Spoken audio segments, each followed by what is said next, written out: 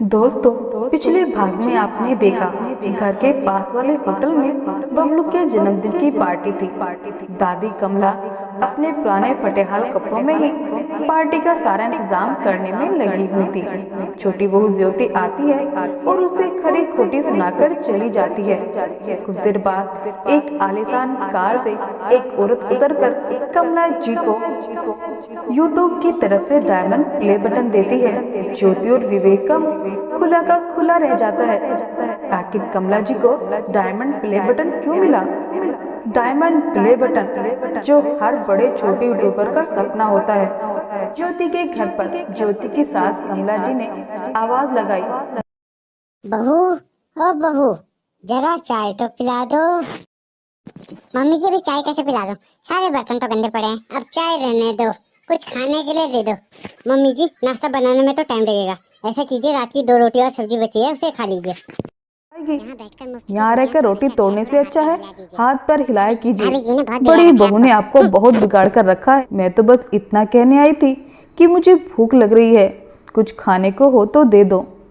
ज्योति बोली, इनका पेट है कुआं, दिन भर तो खाती रहती है लेकिन भरता कभी नहीं है।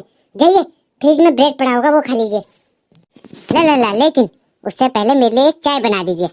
वो क्या है ना, आपकी बातों से मेरा सर दर्द होता है। बेटा, आजकल मुझे तेरे बड़े भाई की बहुत याद आ रही है, क्या मुझे उसके पास छोड़ दोगे? लोग क्या सोचेंगे कि हम लोग आपका ध्यान नहीं रख सकते? अरे भाई, कोई कितना खा सकता है? दिन में 24 ही तो घंटे होते हैं और 24 घंटे इनका मुंह चबड़ चबड़ चलता रहता है। तुम्हारी माँ की तरह मुझे भी तो भूख लगती है ना। और मेरी उम्र तो देखो, क्या ये सब करने की उम्र रही है मेरी अब? मौके होके आप ही रखो, क्योंकि आप ही ने उनकी आदत खराब कर रखी है। आपको परेशानी तो नहीं होती, लेकिन हमें तो होती है। एक दिन उन्होंने बेटे से बहुत आग्रह किया कि मुझे बड़े बेटे मानव के पास भेज दो। बार बार आग्रह करने पर विवेक ने नेहा को फोन लगाया। मम्मी जी, आप चिंता मत कीजिए, मैं इन्हें कल ही आपको लेने के लिए बोलती हूँ। ज्योति, ये मत भूलो कि एक दिन हमें भी इसी अवस्था से गुजरना है। अब गुस्सा थूक भी दो माँ, और खाना खा लो। इसमें इसकी कोई गलती नहीं है बेटा, इसे अपनी माँ की भूख तो दिखेगी ही, लेकिन तुम्हें भी अपनी माँ का दर्द नजर नहीं आया। लोग क्या कहेंगे ये सोचकर तुम मुझे ले तो आए, लेकिन एक दिन भी तुमने मुझे देखा कि माँ खा भी रही है या नहीं, कोई उसे तकलीफ तो नहीं है? भैया, पता नहीं माँ को क्या हो गया। क्या? हाँ, बहकी बहकी बातें करती है। बेटा, मुझे घर ले चल। घर ही ले जाने के लिए आया हूँ माँ। ज्योति बोली, ठीक है माँ जी, आपको अगर यही सही लगता है तो यही ससुर जी की संपत्ति से हमारा हिस्सा हमें दे दीजिए। ज्योति के मन की बात उसके जुबान पर आखिर आ ही गई।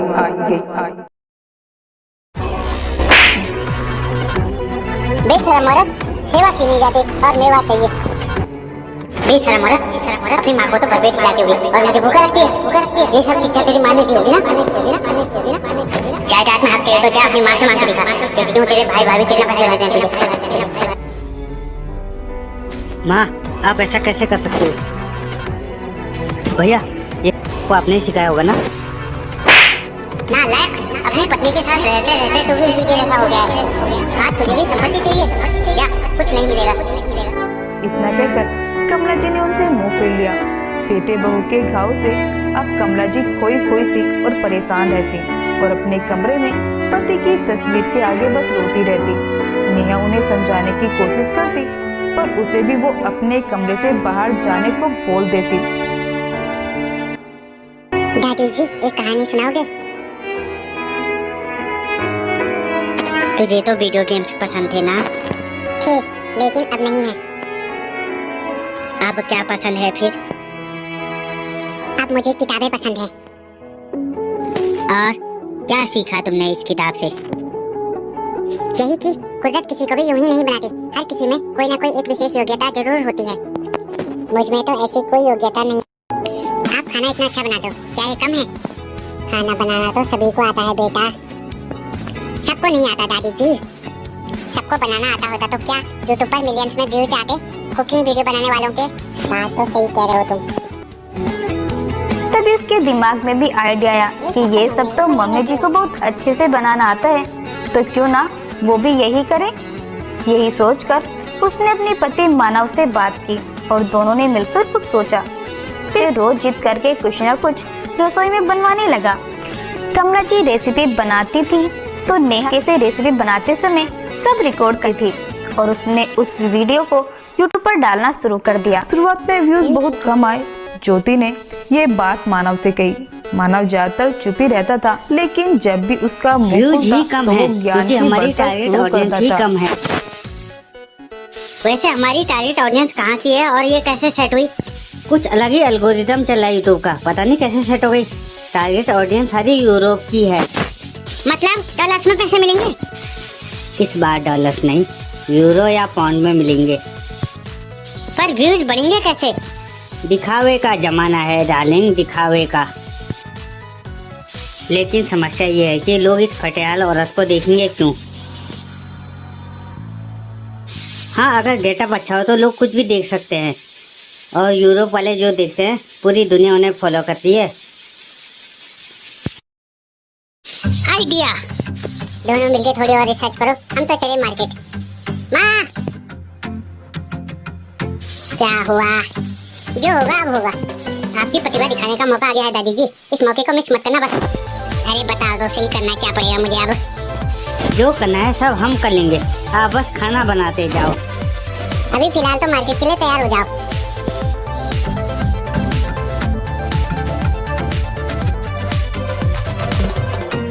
यूट्यूब की कामयाबी जितनी भीतर के कंटेंट पर निर्भर करती है, उससे बड़ा रोल थंबनेल निभाता है। सिर्फ थंबनेल ही बढ़िया हो तभी वीडियो वायरल हो जाता है। बबलू इस बात को अच्छी तरह समझता था, इसलिए फोटोग्राफर का रोल उसने निभाया। इस टेबल में सब्जियां होनी चाहिए। लो आ गई सब्जी भी। ये आग क्यों लगाई है बेटा?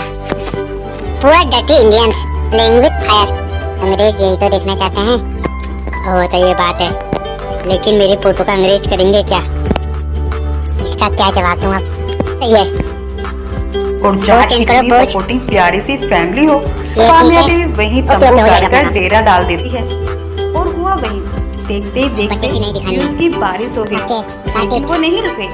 उनका लक्ष्य कुछ बड़ा था, इतना बड़ा कि वो मेरी ना फोटो भी मुझे मिला, कब मिलेगी? उसे थोड़ा कम भी मिलेगा मिला, तो इतना तो हाथ आ ही जाएगा जितना कि आम लोगों का सपना होता है।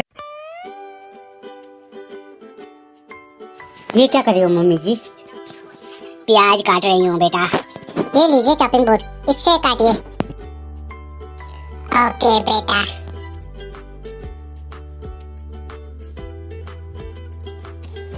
एक बात बताओ बेटा, जब तक हाथ चल रहे हैं तब तक इस शक्ति का प्रयोग क्यों करें?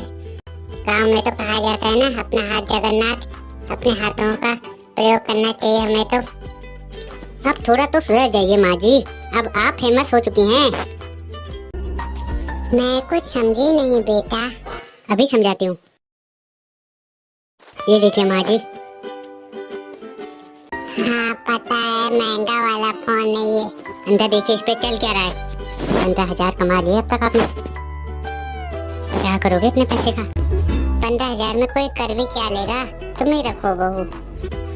$15,000 माँ जी, $15,000। और ये बस हफ्ते भर की कमाई है। सारी मेहनत तुम लोगों ने करी है, तुम ही रखो इस पैसे को। हमने आपका पैसा खाने के लिए इतनी मेहनत नहीं करी, आप ही रखो अपना पैसा। लेकिन मेरे पास जो कुछ भी है सब तुम्हारा ही तो है बेटा।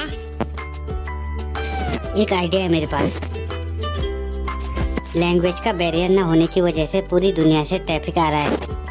इसमें से आधे के आधे पैसे का हम बढ़िया से बढ़िया किचन का सामान ले सकते हैं और बाकी बचे पैसे से हम एक एनजीओ खोलेंगे बुजुर्गों के लिए। आने वाले वक्त में तो इनकम और भी डबल होने वाली है माँ जी। जैसा तुम्हें ठीक लगे वैसा करो बेटा। मैं तो हमेशा से ही तुम्हारे साथ थी। जितने भी पैसे की जरूरत हो सब निकाल लेना, और अगर कुछ बच जाए तो ये उन्हीं में बांट देना जिनकी वजह से ये पैसा आ रहा है, ताकि ये रोटेशन चलता रहे। ओके मेरी सुपरस्टार सासू माँ। जल्द ही गोल्डन प्ले बटन भी आने वाला। हमारा एम है diamond play button. Golden play button कोई कुछ नहीं लेगा। यूट्यूब से फोन आए तो मना कर देना सीधे। ओके पापा।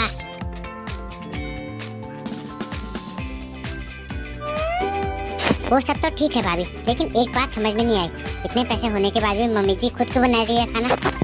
एक बात तो अच्छी तरह से जानते होगी तुम कि मम्मी जी गेस्ट को भगवान समझती है, और जो उनके सब्सक्राइबर्स हैं उनकी रिक्वेस्ट पर मम्मी जी सारा खाना खुद बना रही है, और तुम ही बेवकूफ हो। पापा आप लोग भी तो मम्मी जी के साथ बदतमीजी कर रहे थे। ये तो हमारा अप्रैल फूल प्रैंक था, ताकि कुछ लोगों की हकीकत सब देख सकें। ऐसा क्यों किया तुमने? देखो ज्योति, कुछ कहानियाँ सबको सुनाई जानी चाहिए।